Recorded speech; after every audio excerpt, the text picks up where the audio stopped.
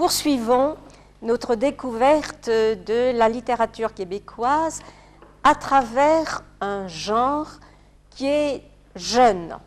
Un genre qui est très jeune, vous allez le voir, on commence à vraiment parler du théâtre québécois au XXe siècle.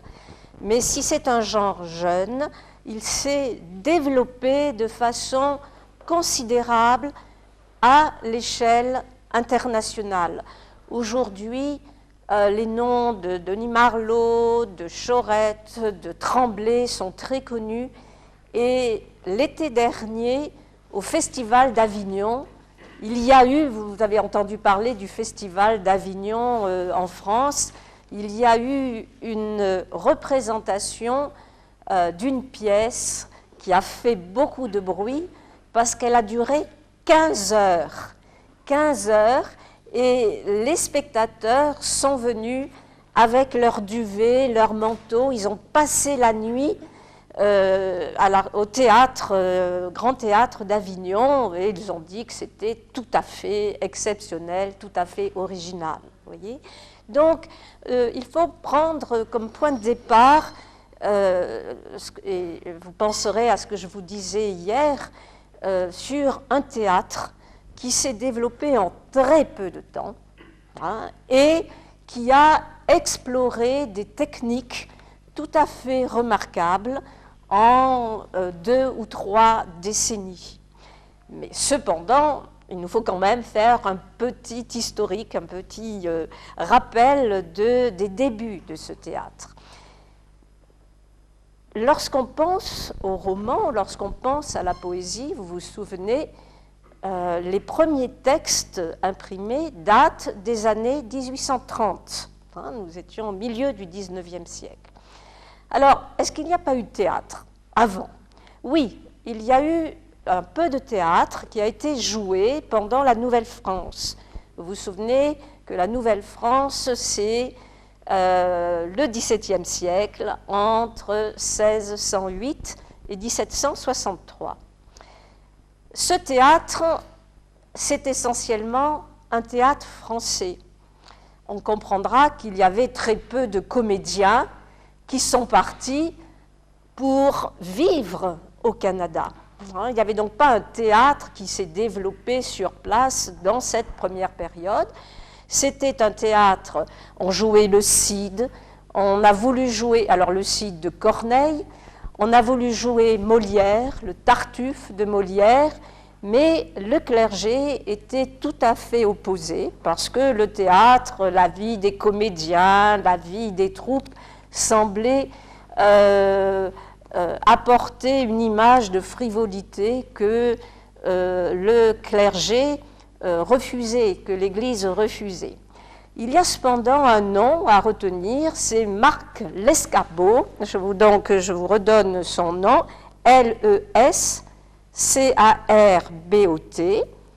qui joue une pièce qui va être publiée en 1609 et qui est en fait une pièce en faveur de la colonisation de la Nouvelle-France. Hein, je vous rappelle, ne pas faire d'erreur sur le mot colonisation, c'est la nécessité de développer une petite colonie en Nouvelle-France. Cette pièce s'intitule « Le théâtre de Neptune » en la Nouvelle-France. C'est une pièce de circonstance, c'est la première pièce, la plus ancienne pièce créée, c'est la première création théâtrale en Nouvelle-France. Bon, ensuite, on fait un bond dans les siècles et on arrive à peu près à la même période qu'au moment où paraît le premier roman, L'influence d'un livre, en 1838. Le deuxième nom qu'il nous faut retenir, parce que là, on a un poète, un écrivain et aussi un dramaturge, c'est Louis Fréchette. Louis Fréchette, il a beaucoup d'admiration pour la poésie française. Il admire Victor Hugo, et ceux qui sont ses détracteurs, ceux qui n'aiment pas cette poésie qui célèbre l'histoire de la Nouvelle-France, l'appelle Victor Hugo le Petit. Vous voyez, Victor Hugo le Petit. Et je crois vous avoir dit que il admirait tellement Victor Hugo qu'il a voulu écrire une sorte d'épopée du peuple canadien-français et qu'il avait écrit, comme il y avait la légende des siècles, il a écrit la légende d'un peuple. Mais il a écrit des pièces patriotiques.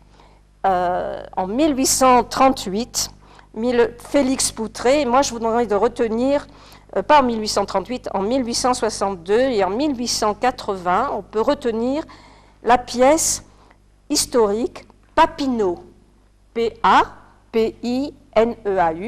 Papineau, c'était le chef des patriotes qui s'était révolté en 1837-1838, vous vous souvenez, juste avant l'acte d'union, le rapport du RAM, je vous ai distribué hier le texte du gouverneur qui dit qu'il faut assimiler.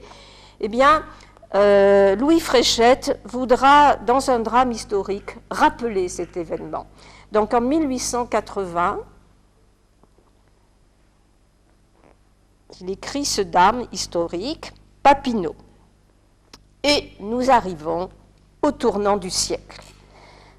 Vous voyez donc qu'il y a un grand vide essentiellement parce que les institutions manquent, parce que les troupes manquent, parce que les salles de théâtre manquent, et il faudra donc la création d'un théâtre, de salles de théâtre à la fin du XIXe siècle. Donc s'ouvrent des salles de théâtre comme le Monument National, 1893, le Théâtre des Variétés, 1898.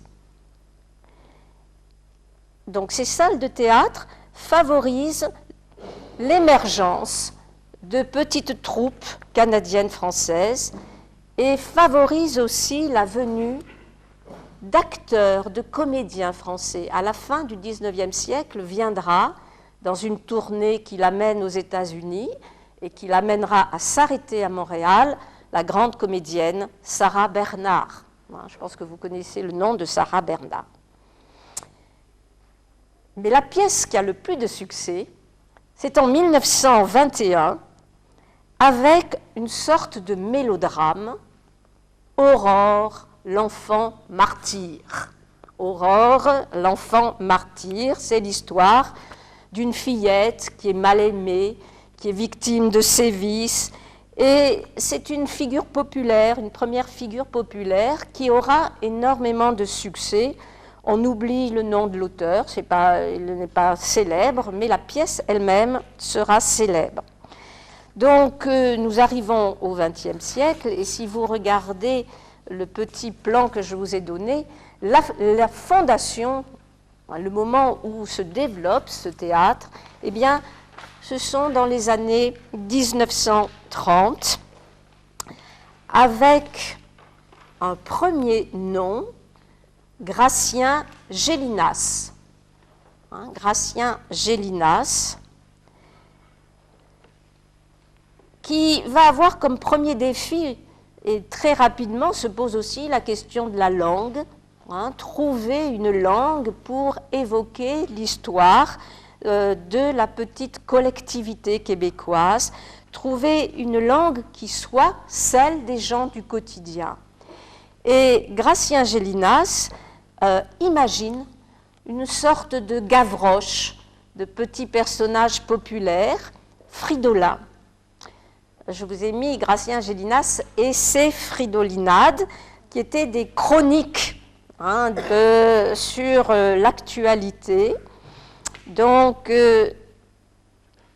il fait jouer une première pièce, Tite-Coq, 1948. Vous voyez, Tite-Coq.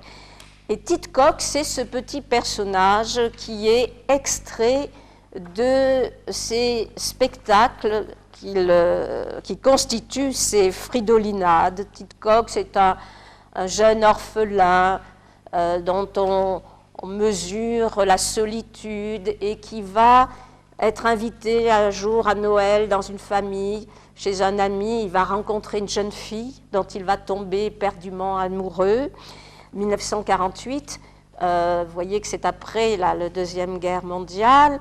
Il doit partir au front. Hein, il est appelé sous les armes. Et lorsqu'il revient, cette jeune fille s'est mariée avec quelqu'un d'autre. Alors il souhaitera qu'elle abandonne, qu'elle vienne avec lui, mais bien entendu, le père de la jeune fille lui dira « c'est pas possible, tu peux pas détourner cette jeune fille, cette jeune femme », donc il repartira tout seul. Et ce petit héros populaire a marqué le début d'un théâtre réaliste. Alors il y a Tite-Coq, une deuxième pièce de théâtre, Bouzille et les Justes, en 1959. Avec Gélinas, on a le début de formation, de création de troupes professionnelles de comédiens. Et on en retiendra une en particulier, c'est celle qui est créée, c'est la plus connue, celle qui est créée par un religieux, le père Émile Legault, L-E-G-A-U-L-T, Émile Legault, les Compagnons de Saint-Laurent. Les Compagnons de Saint-Laurent, 1937. 1937. Un deuxième nom à retenir dans la première moitié du XXe siècle, on n'a pas beaucoup de dramaturges. Le théâtre, on verra, comme pour le roman, apparaît, va se développer avec la Révolution tranquille, avec les années 60. Le deuxième nom à retenir, c'est Marcel Dubé. Marcel Dubé, qui s'intéresse au prolétariat urbain. Nous sommes au lendemain de la guerre, la population canadienne-française s'urbanise, va vers les villes. Vous vous rappelez le premier roman de la ville, 1948, avec Gabriel Roy et son roman Bonheur d'occasion, à partir du faubourg Saint-Henri. Eh bien, Marcel Dubé écrit une pièce qui aura un grand succès avec Zone. Zone. Deuxième roman, deuxième pièce de théâtre importante. Zone, 1953. Parallèlement à cette pièce, se développent des salles de théâtre. Se professionnalise la profession de dramaturge. Et en 1965 est créé le Centre d'essai des auteurs dramatiques. Et Centre d'essai des auteurs dramatiques. Mais ces années 60 sont marquées aussi, je n'en ai pas parlé dans l'histoire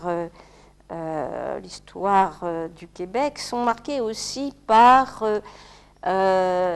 des mouvements, des petits groupuscules terroristes.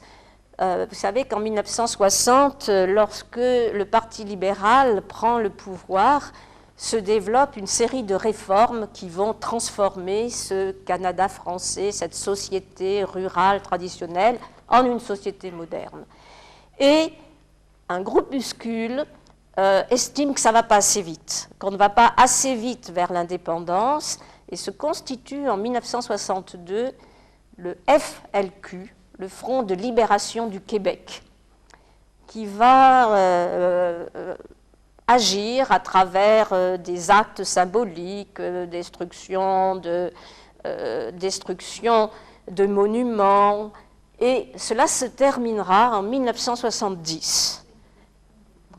FLQ, le Front de libération du Québec, se termine en 1970 par l'enlèvement de 2 ministres fédéraux, un francophone et un anglophone, et la mort de l'un de ces 2 ministre, le ministre francophone, c'était le ministre du Travail, je crois, Laporte.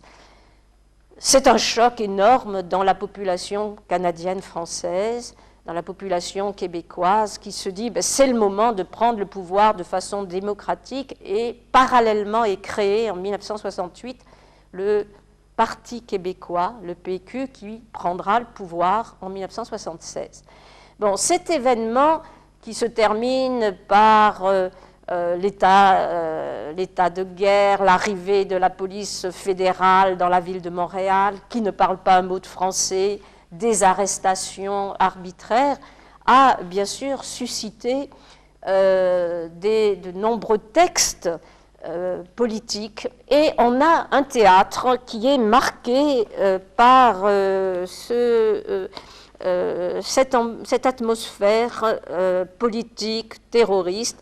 Donc on peut citer quelques titres, toujours de Gélinas, en 1966, « Hier, les enfants dansaient », 1966, qui oppose un père fédéraliste à un fils indépendantiste qui milite au sein du FLQ, du Front de libération du Québec.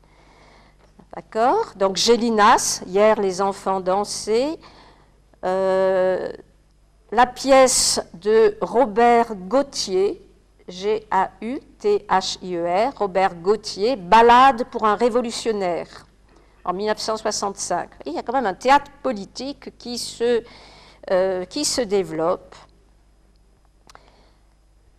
Mais il y a un événement qui va aussi sensibiliser les artistes, c'est la venue du général de Gaulle en 1967 au Québec, qui soulève bien sûr un grand espoir d'indépendance avec la phrase célèbre que vous avez peut-être en tête, du haut du balcon de l'hôtel de ville de Montréal, « Vive le Québec libre ». Alors, il y a des pièces de théâtre qui évoquent cela, avec Hamlet, Prince du Québec, Hamlet, Prince du Québec, 1968, de Robert Gurick, G-U-R-I-K. Et vous voyez que le titre fait référence à la pièce de Shakespeare, où on va opposer le Premier ministre du Canada, Pierre Elliott Trudeau, au Premier ministre du Québec, René Lévesque. Donc Hamlet, Prince du Québec. Et surtout, après la visite du général de Gaulle, les chemins du roi, parce que le général de Gaulle avait pris le chemin du roi, de Françoise Loranger, L-O-R-A-N-G-E-R, qui va opposer, mais sous la forme d'une partie de hockey, les fédéralistes aux indépendantistes. Bon. Alors, parallèlement à ces pièces de théâtre qui apparaissent, sont fondés des théâtres. Je vais vous en citer quelques-uns parce que si vous allez un jour à Montréal, vous verrez qu'il y a beaucoup de théâtres et que chacun a une politique particulière et montre la diversité de ses pièces. Le théâtre du Rideau Vert, qui est fondé en 1968. Le théâtre E-U-H, point d'exclamation. Le théâtre E, qui est fondé, lui, à Québec, et qui va vraiment jouer sur les thèmes d'actualité. Le théâtre expérimental de Montréal. Il y aura, à partir des années 70, va se développer tout un théâtre expérimental d'improvisation où les comédiens peuvent créer des textes à partir de l'actualité et du quotidien. Donc, théâtre expérimental de Montréal. Le théâtre du même nom, qui est fondé par Jean-Claude Germain. Jean-Claude Germain, qui est un dramaturge aussi très important, qu'on peut mettre en parallèle avec Michel Tremblay, qu'on va voir tout à l'heure, parce qu'il est le point de départ d'un nouveau théâtre de ces années 60. Mais le théâtre de Jean-Claude Germain introduit par rapport à Tremblay beaucoup d'ironie, beaucoup d'éléments loufoques dans sa pièce. Alors, le titre de sa pièce est « Digidi, digidi, ha, ha, ha ». Et alors, il a fait appel « digidi », D-I-G-U-I-D-I, « digidi, digidi, ha, ha, ha ». Et les acteurs supplient Dieu que les spectateurs ne quittent pas la scène.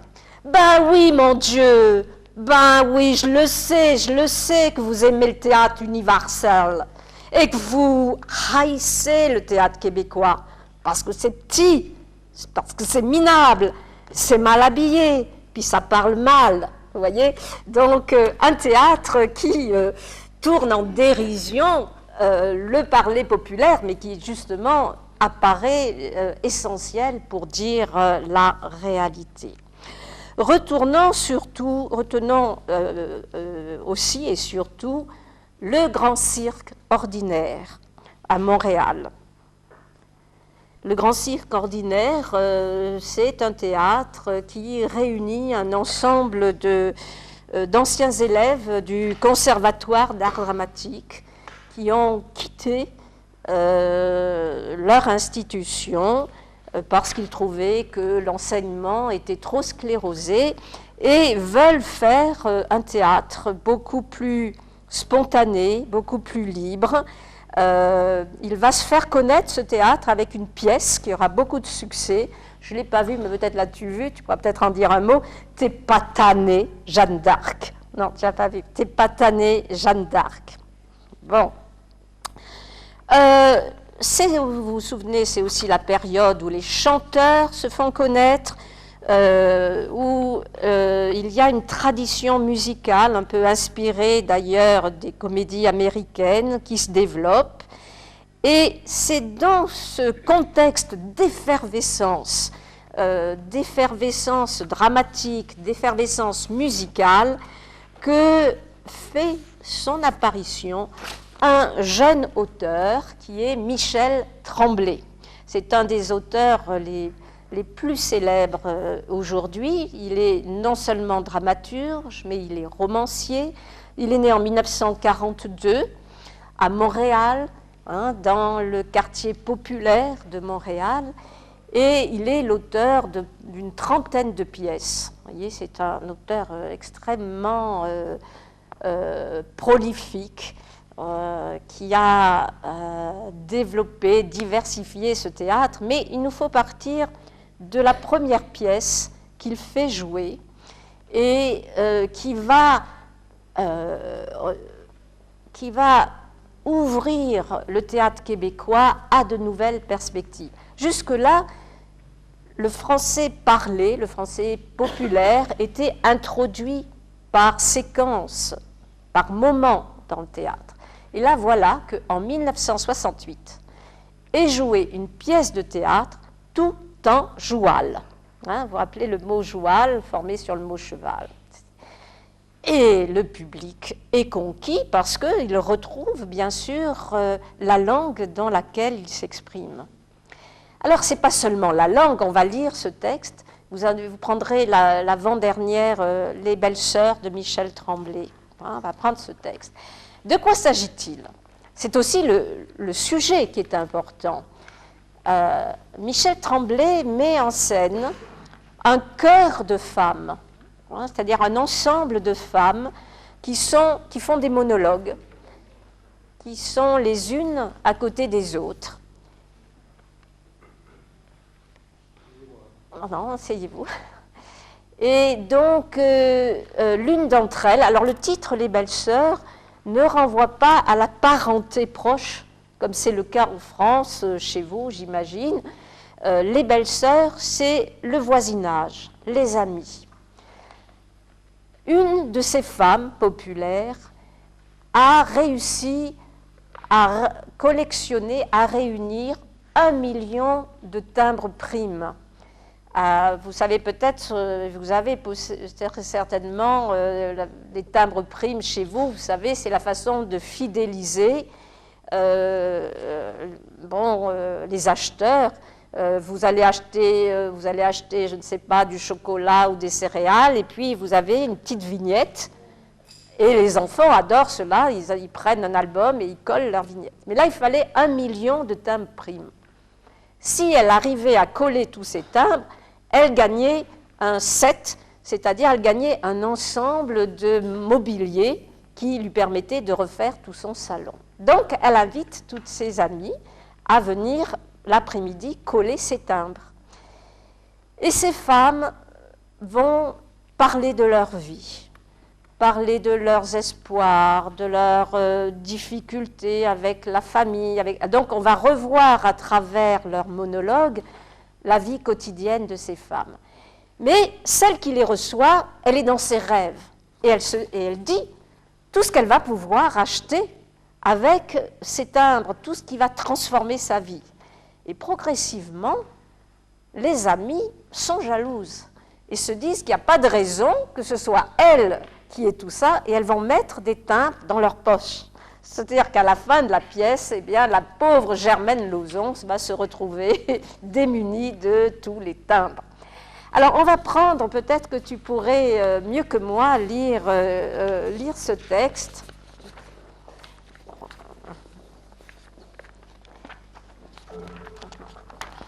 Je pense que c'est dans le dernier. Donc, c'est un extrait. Alors, je ne sais pas. Oui, attends, prends le micro, là. On ne va pas s'éloigner l'une de l'autre. Voilà. Comme ça, non.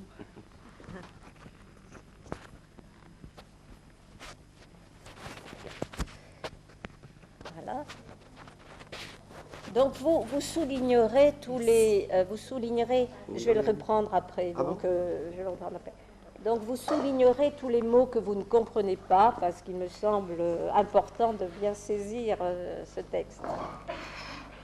Alors, elles sont 5 femmes. C'est le cœur des femmes, de 4 femmes qui parlent. Je me lève, puis je prépare le déjeuner.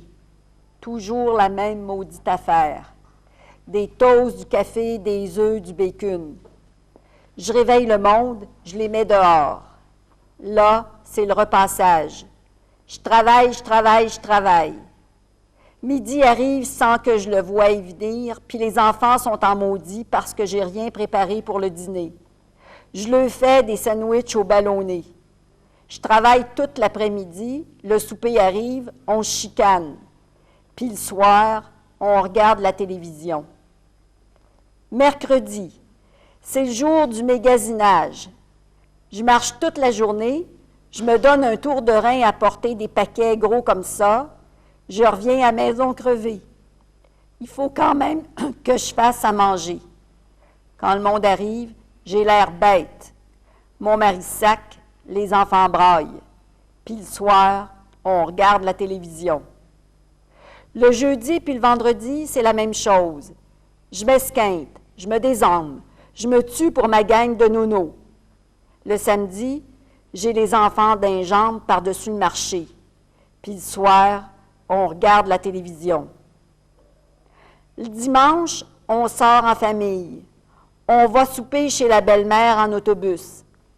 Il faut guetter les enfants toute la journée, endurer les farces plates du beau-père, puis manger la nourriture de la belle-mère qui est donc meilleure que la mienne, au dire de tout le monde. Puis le soir, on regarde la télévision. Je suis tannée de mener une maudite vie plate, une maudite vie plate, une maudite vie plate, une maudite vie plate. Alors, ce qu'il faudrait souligner, c'est que c'est en fait dit par toutes les femmes qui se retrouvent ensemble.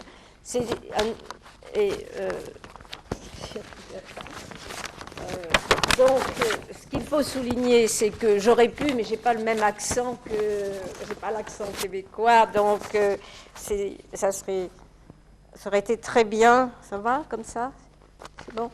Ça aurait été très bien que je lise le texte en même temps que Louise, parce que ces 5 femmes parlent ensemble et c'est leur problème aux unes et aux autres.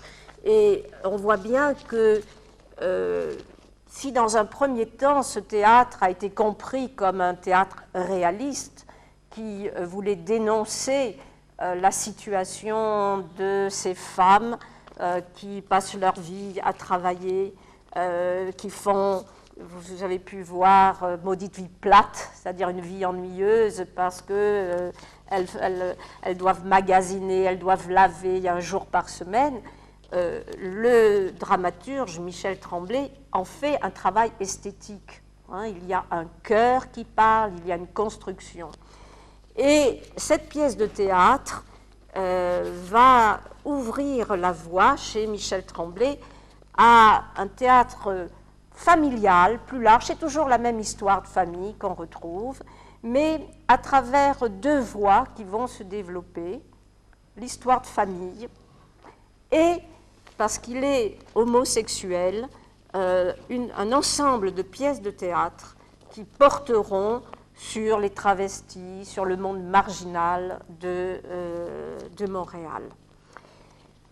Il serait intéressant de mettre en parallèle, je ne l'ai pas mis dans les textes que je vous ai distribués, il serait intéressant de mettre en parallèle le roman. Parce que dans le roman, on voit comment ce langage populaire est réutilisé de façon ludique. Lorsqu'il fait jouer 1968 cette pièce, c'est pour dénoncer la situation d'aliénation dans laquelle se trouvent les femmes en particulier. Après, il va récupérer, je vous ai dit, il y a 3 lois très importantes dont il faut au moins retenir la dernière, la loi 101, qui est la loi de la charte de la langue française, qui date de 1974. Et cette loi impose le français comme langue officielle du Québec, impose le français dans les entreprises, impose le français, on va le voir avec Speak White. Lorsqu'on descend dans la ville de Montréal, lorsqu'on va marcher, toutes les publicités étaient en anglais. Ce qui fait que, c'est ce que dit la chanteuse, la poétesse Michel Lalonde dans ce poème Speak White, c'est-à-dire Speak, parle blanc, White, anglo-saxonne, protestante. Elle disait, quand je sors de chez moi, je suis obligée, que j'arrive au travail, je mets ma langue française sur le porte-manteau. Tout autour de moi est en anglais. Les banques, bon.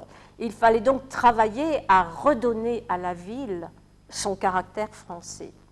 Lorsque ça a pu être fait, et cela va se développer dans les années 70, eh bien, le joual va être récupéré de façon ludique. Et les romans comme C'est à ton tour, Laura Cadieux, par exemple, je crois que je vous l'avais dit, je ne sais plus si je vous l'ai dit hier, qui est l'histoire d'une de ces grosses femmes du quartier populaire qui s'en va une fois par semaine chez son gynécologue. Alors, elle arrive toujours avec une bonne heure d'avance parce que c'est pour parler avec les amis. Et elle se moque de « arrive un homme, arrive un prêtre ». Alors, qu'est-ce que vient de faire? Arrivent des Grecs. Et on voit tous les clichés de la Canadienne française à l'égard des immigrés, à l'égard des femmes qui ne sont pas comme elle. Et elle parle, et il y a là un véritable bonheur de parler. Le joual apparaît comme une sorte de libération du langage. Et au bout d'une heure, Laura Cadieux est appelée par le gynécologue pour lui dire d'entrer au cabinet. Et il répond non. Elle répond non, non, c'est trop tard, je reviendrai la semaine prochaine. Donc le texte est extrêmement drôle, et on voit comment progressivement eh bien, le français devient la langue d'écriture, mais le joual est introduit pour dire la vie affective des personnes et de la population. Et il aura fallu 2 décennies pour cela. Les années 70, on l'a vu, je vais aller un peu vite parce que on voudrait aussi vous faire un peu un aperçu de la chanson et surtout de la poésie québécoise. Les années 70, c'est aussi les années du théâtre de femmes. Hein.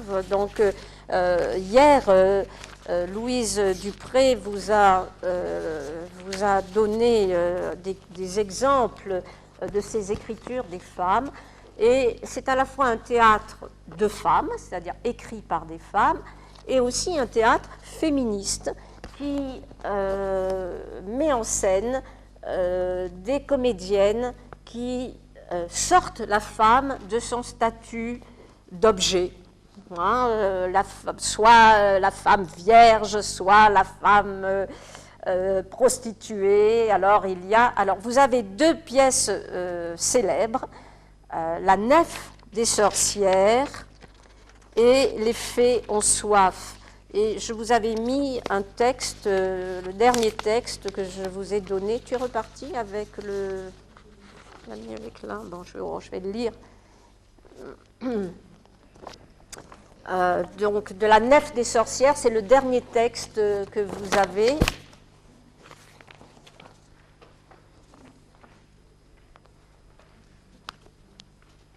Montréal, mars 1976. C'est le dernier texte. Hein. Une femme appuie savamment sur son crayon, mais elle n'écrit pas de poèmes d'amour. Elle dessine des ventres plats, des vulves totales. Elle change l'ordre des mots. Elle détonne par en dedans le crayon mou. Il est minuit, il fait encore chaud. J'aime les abat-jours et les ombres chinoises. Qu'est-ce qui m'attise et qui me refroidit en même temps? Des ongles trop longs, une peau fine qui déchire à rien, une peau de fanatique tatouée, pleine de signes anciens et de mots nouveaux, des images, des flashs sous l'abat-jour.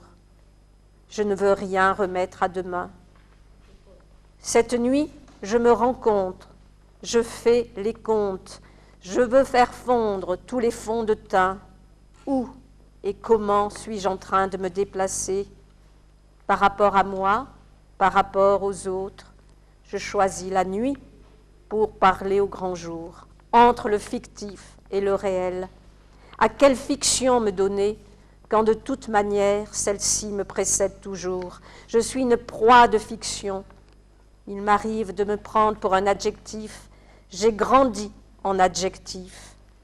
Belle, grosse, féminine, effrontée, charmante, maigrichonne, pas pire, brillante la petite. Cette nuit, je décolle mes pages blanches, mes vieux morceaux choisis, je décolle, je parle pour me donner une voie d'accès, un trou d'horizon, ce que je suis, ce que je ne suis pas, cible fictive dans le centre blanc. Une femme pense avoir raison, elle se retrouve seule. Au fond, une femme qui parle seule est toujours une femme qui s'attend à quelque chose. Bon, alors vous voyez, là, c'est la parole au féminin, parole de femme qui est mise en scène. Et ce sont des collectifs où plusieurs écrivaines se retrouvent et disent chacune un texte. Bon. Donc, les années 70 sont aussi marquées par une parole au féminin, parole subjective, parole de l'intimité, parole qui dénonce la situation de la femme. On le retrouve dans le roman, on le retrouve en poésie, on le verra, on le retrouve au théâtre. Il y a parallèlement un théâtre plus classique, on peut retenir son nom, tourné vers l'analyse psychologique des femmes de la famille. c'est Marie Laberge, L-A-B-E-R-G-E. Hier, je n'ai pas eu le temps d'ajouter, vous avez vu que je vous ai dit, il y a des best-sellers dans les romans canadiens et québécois, et Marie Laberge en est une. On la trouve dans les halls d'aéroport à Paris, dans les halls de gare. Elle a eu un succès considérable parce qu'elle faisait une étude des fresques de la famille, des fresques de la société. Alors, L'homme gris, Oublié, ce sont des pièces de théâtre qui ont eu en France assez de succès, hein, qui ont été bien jouées. Donc, théâtre écrit par des femmes, théâtre féministe, mais aussi un théâtre qui reste un peu plus classique Et il faut attendre les années 80 pour qu'on ait, si vous voulez, le même renouveau, le même bouleversement qu'on a eu dans les années 60 avec la pièce de Michel Tremblay. Vous rappelez tout cela, et on ne peut pas séparer véritablement les genres. De la même façon que dans les années 60, on a un roman qui se veut identitaire, un roman qui va insister sur la collectivité québécoise, sur l'identité pure laine, hein, vous vous souvenez de cela. Un roman qui dit le pays, qui dit la nation québécoise, qui réfléchit sur la langue. Vous vous souvenez qu'en 1980, des nouveaux concepts apparaissent pour décrire les courants du roman. Je vous avais parlé d'américanité, je vous avais parlé des écritures migrantes, hein, c'est-à-dire, à partir des années 80, une mise en question de cette identité un peu ethnique par les étrangers, par les écrivains néo-québécois, et aussi une ouverture vers le monde extérieur. La littérature québécoise voyage, hein, elle se déterritorialise. Et on retrouve cela dans les pièces de théâtre. Alors, je vous retiendrai donc quelques noms. Il y a un renouveau scénique dans les années 80 qui va mêler les genres.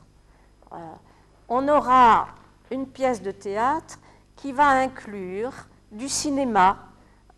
C'est le cas en particulier du Libanais Wadji Mouahad, hein, qui a écrit 4 pièces de théâtre qui durent aussi 12 heures, qui ont eu un succès considérable. Moi, j'ai vu une de ces 4 pièces, Ciel. Alors, les spectateurs sont assis au milieu d'un hangar, sur des tabourets, et le tabouret tourne.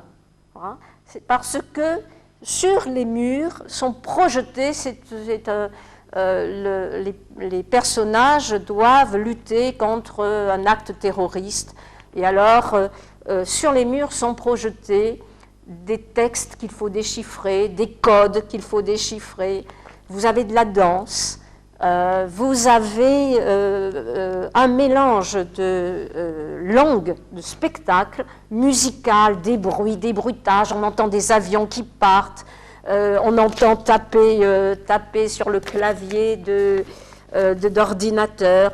Et il y a volonté chez le dramaturge de souligner que le langage théâtral n'est plus le seul langage dramatique. Hein, le seul langage. Alors, il y a un retour à la littérarité, il y a un retour au texte, mais ce texte se diversifie à travers des langages scéniques, filmiques, musicaux. Alors, il y a 3 noms à retenir. C'est le nom de Denis Marleau, de Robert Lepage, au moins retenir ces 3 noms. Robert Lepage avec la trilogie des dragons, où on voit 2 jeunes filles qui grattent le sol dans un aéroport de Montréal, et grattant le sol, voilà qu'on retrouve le quartier chinois, hein, ressort, et on se transporte en Chine, et tout l'ensemble de ces pièces vont traverser des siècles d'histoire, vont traverser les frontières, et permettre de réfléchir sur l'héritage que l'on a aujourd'hui de ces anciennes civilisations. Denis Marlot, ça c'est aussi une pièce de théâtre. Avec Denis Marlot, il y a eu aussi des recherches extrêmement intéressantes. Il propose dans une de ses pièces, alors on est dans le noir, pendant toute la pièce, hein, on est dans le noir, et sur scène, vous avez des masques blancs, avec derrière des yeux qui parlent, hein, un masque comme un masque fantomatique qui parle, et il n'y a pas d'acteur. Alors lorsque c'est les aveugles tirés d'une pièce de Maeterlinck, d'un texte du belge Maeterlinck, et lorsque la fin de la pièce s'achève, on est tout à fait surpris. Il n'y a pas eu d'acteur. L'acteur a disparu de la scène. Denis Marlot a filmé auparavant les acteurs, les textes, et on a simplement ces masques avec deux yeux qui regardent, mais c'est filmé, hein, il n'y a pas d'acteur. L'acteur a totalement disparu. Alors, on a dans ces pièces de théâtre un véritable travail sur et le texte, et la scène, les acteurs. On est un peu frustré à la fin, on se dit, mais où sont les acteurs? Mais il n'y a pas d'acteurs. Ils ne viennent pas saluer à la fin de ces textes. Voilà, alors c'est un petit aperçu donc sur ce théâtre qui est extrêmement riche, multiple, varié, et ces trois noms sont parmi ceux qui sont à retenir. J'ai pris le nom de Wajdi Mouad, qui est d'origine libanaise, et qui est l'exemple un peu de ces écritures migrantes dont je parlais à propos du roman. Est-ce qu'il y a des questions sur ce rapide aperçu du théâtre? Est-ce que le joual, on le retrouve à la radio, à la télévision locale, ou on le retrouve, est-ce qu'on le retrouve comme ça? Bien sûr. Hein, le joual fait partie de la vie des Québécois, et donc il y a le joual peut très bien interférer avec le français standard à la radio et à la télévision. Mais il n'a plus cette étiquette qu'il avait dans les années 60 pour traduire la situation d'aliénation des Québécois. Est-ce que tu voudrais rajouter quelque chose? Peut-être simplement rajouter qu'effectivement, dans les années 70, on le voit dans la pièce de Tremblay, que le joual a une dimension politique. C'est une affirmation de la réalité québécoise et de la langue québécoise. Maintenant, ça n'a plus cette incidence-là. Et dans les téléromans, dans certains films, les comédiens parlent joual. Et le débat maintenant se fait de la façon suivante, c'est qu'on dit, est-ce que c'est vraiment nécessaire? Est-ce qu'il n'y a pas une complaisance dans le joual, alors que les gens ne parlent pas nécessairement de cette façon-là? Je parlerai comme j'écris. Hein, c'était le texte de... Pourquoi est-ce qu'on fait exprès pour témoigner d'une langue populaire constamment à la télévision? Est-ce qu'il n'y a pas une complaisance? À une époque où la mondialisation, les échanges interculturels, tout ça fait qu'on s'ouvre sur le monde et qu'on partage une langue en commun. Alors vous voyez que les enjeux sont totalement différents, les institutions sont différentes. Voilà. T'es pas tanné. T'es pas tanné. Bon, on peut très bien le dire, hein, avoir des moments d'expression joual. T'es pas fatigué, t'en as pas assez. Est-ce que je peux ajouter quelque chose, Yannick, puisqu'on parle de ça? T'es pas tanné, tout ça. C'est clair que dans une langue télévisuelle, dans un téléroman, on peut dire ça, t'es pas tanné. Mais il y a actuellement une sorte de prononciation qui est une prononciation molle qui ne correspond pas du tout même à la quand un électricien vient chez moi, il s'exprime bien. Mais ça, c'est aussi l'influence des soaps américains. Il y a une sorte de mollesse de l'articulation dans la langue nord-américaine en entier qui fait en sorte que les Québécois sont portés à faire pareil. Alors, c'est un phénomène qui dépasse largement ce qu'on a vu dans les années 70. Mais la population s'exprime beaucoup ici en. Voilà, alors on va peut-être passer à la poésie, voir si on peut, cela nous laisse une bonne heure et demie, on pourrait essayer de... Oui? J'aimerais bien savoir comment le théâtre de Tremblay a-t-il été reçu, notamment celui qui porte sur les travestis. Parce que là, vous venez de parler d'une société qui a la natalité comme obsession, et qui offre tous les biens du monde à une femme pour joindre l'utile à l'agréable, pour lui permettre de travailler tout en fondant un foyer. Donc là, je me demande comment on a permis à un homosexuel de parler. Michel Tremblay est un auteur consacré. Hein. Personne ne va remettre en cause le théâtre, le roman de Tremblay, et l'homosexualité n'est pas du tout, c'est devenu une société laïque avec donc une plus grande liberté d'expression qui fait que on ne va pas avoir des réactions de censure à l'égard des pièces de Michel Tremblay. Ce sont des pièces qui se jouent. Envers tout le monde occidental, l'homosexualité n'est plus un tabou. Ah oui. On gagne des élections avec la limite. Oui. Oui. Non, il n'y a pas de problème. Hein. Les pièces de Tremblay sont jouées. Il y a un théâtre lesbien, il y a un théâtre homosexuel, qui est joué. Et puis le théâtre de Tremblay est un véritable travail d'écriture. Hein, et on ne s'en tient pas simplement au thème ou à la thématique. Il y a un très beau travail à la fois symbolique, scénographique. Donc il n'y a pas de problème à l'égard de ce théâtre. Voilà. Est-ce que l'on commence? Oui, bien sûr. C'est-à-dire, c'est vrai que la langue québécoise, on dit en général que la langue française est une langue morte entre guillemets. Qui est une langue? Un peu morte, c'est-à-dire elle navigue, elle est sauvée par l'Afrique, par beaucoup de pays. Mais c'est une langue un peu qui, sa place, elle n'est pas comme prépondérante comme celle de l'anglais, par exemple, ou d'autres langues. Mais est-ce que la langue québécoise, c'est une langue qui est un peu, c'est un peu comme l'île de la cité, quoi, à Paris.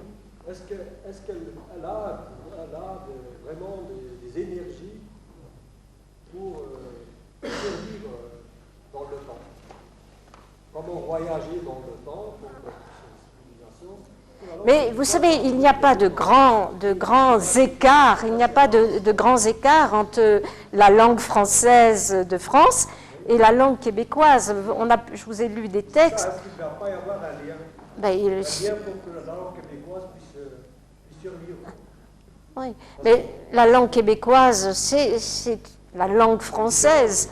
Oui, elle est différente à travers des expressions, du vocabulaire, mais c'est la langue française. C'est la langue française. Hein, donc, elle va vivre aussi longtemps que les Québécois seront sur Terre. Donc, il n'y a aucune raison que cette langue disparaisse. Mais c'est la langue française, hein, avec ses spécificités de vocabulaire. Mais lorsque vous entendez ma collègue parler, vous n'avez pas l'impression qu'elle parle chinois. Hein, elle parle français. Ah ben là, il y a une question d'accent, mais vous savez, moi je fais attention, mais je pourrais très bien, je suis d'origine méridionale, je pourrais très bien parler peu cher, je peux très bien parler, moi aussi avec un accent.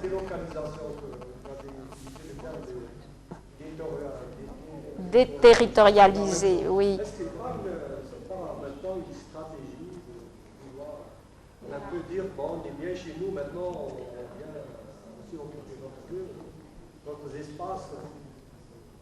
Non. La langue québécoise à l'aise. Mais ce sont toutes les langues des espaces francophones qui enrichissent et nourrissent la langue française.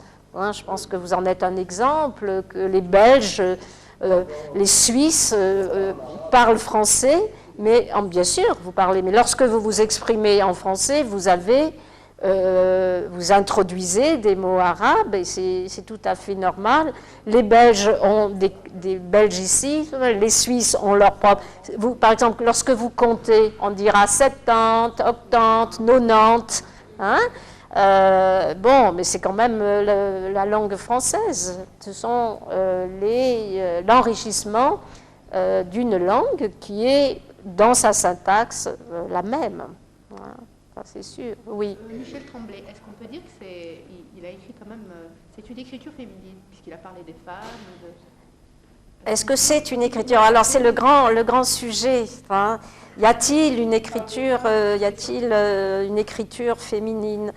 Non, c'est pas parce que vous parlez, je vais parler dans un texte de l'homme que je vais dire que j'ai une écriture masculine. Oui, mais on a l'impression quand même qu'il est très au courant des qui dénoncent les problèmes de la femme, son statut, ses problèmes.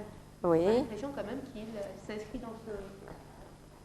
Peut-être, est-ce que tu voudrais que je dise quelque chose? Je ne pense pas qu'on puisse parler d'écriture féminine pour Michel Tremblay, mais il n'en reste pas moins que beaucoup d'hommes au Québec sont très sensibles à la réalité féminine. Et ça, si la littérature des femmes a pris un espace, l'espace qu'elle a aujourd'hui, c'est parce que les femmes ont beaucoup lutté pour ça, mais que les hommes étaient complices aussi.